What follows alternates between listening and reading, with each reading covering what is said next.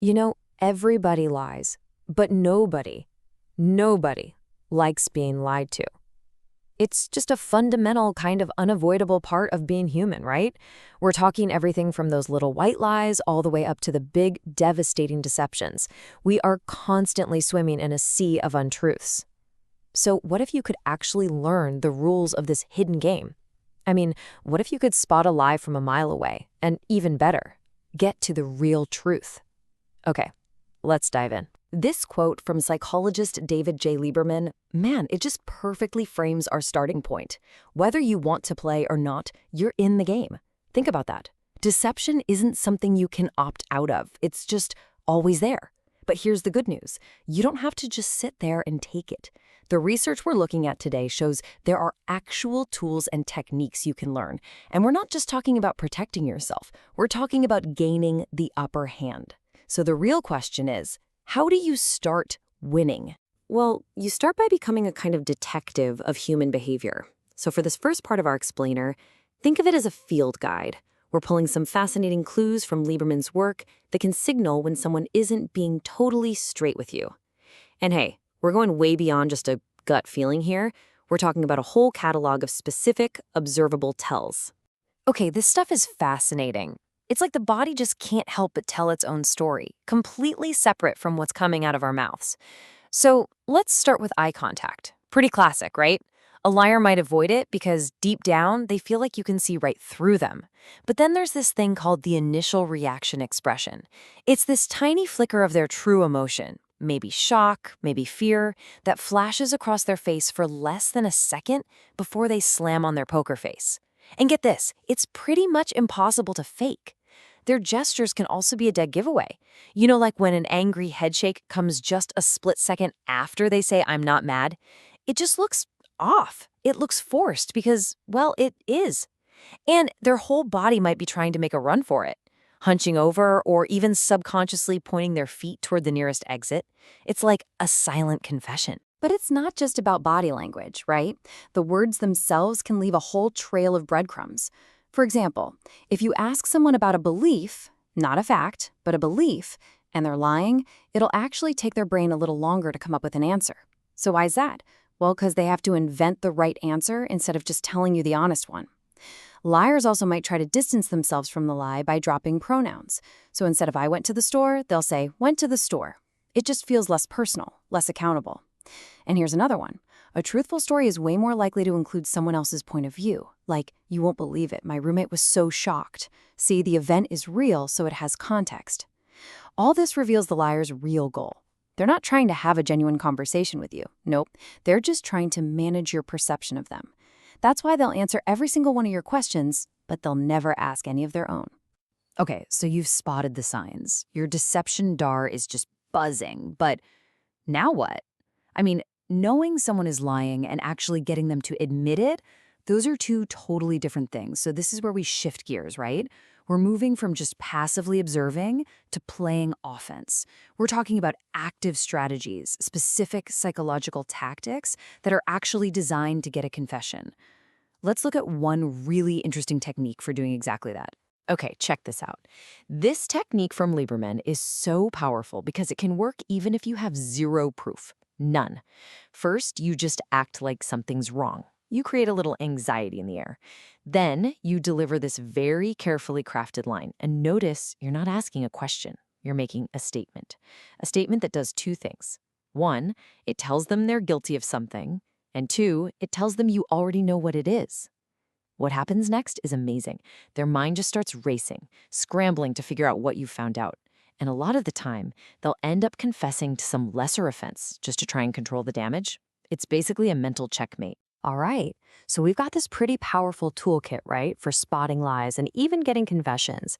And it all seems to boil down to this one core idea, that deep down, our bodies and our brains, they just can't lie, that the truth will always leak out somehow through a twitch, a weird pause, a shift in posture.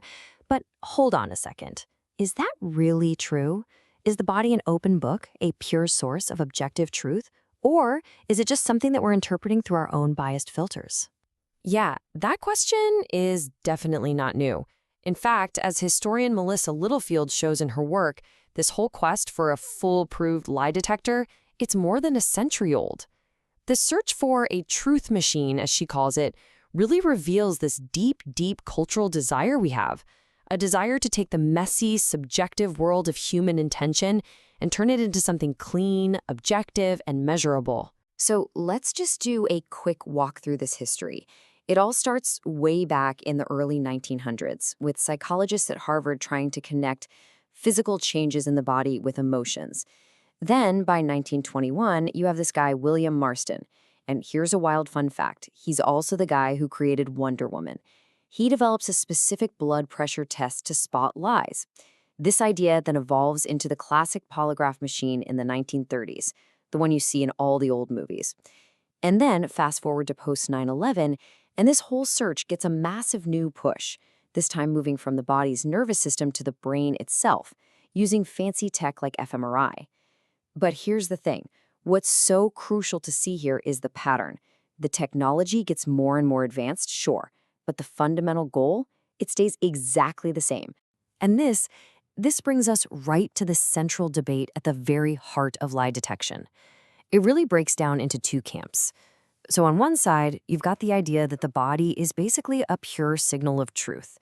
Lying causes involuntary physical reactions, a faster pulse, a sweaty palm, a weird posture, and you can measure those things objectively. But on the other side, you've got a more critical view, which says that those reactions are totally meaningless on their own. I mean, a racing heart could be guilt, sure, but it could also be anxiety or excitement or just plain fear.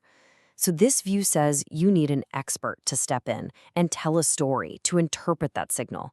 And that interpretation, it's never neutral. It's always, always shaped by our own cultural and personal biases. So now this whole debate has moved to a brand new battlefield, the human brain. And the big promise of modern neuroscience is that we can finally escape all that messy interpretation. The idea is, instead of trying to read the body's ambiguous signals, why don't we just go directly to the source, to the organ that produces lies itself? But the big question is, does this new science really change the game? Okay, to really get the modern approach, we have to understand this concept that Littlefield calls the biological mind. It's basically the idea that our mind isn't some, abstract ghost in the machine. Instead, it's a physical informational object. This way of thinking assumes that something as complicated as deception can actually be isolated, located, and measured as a specific quantifiable event inside the brain.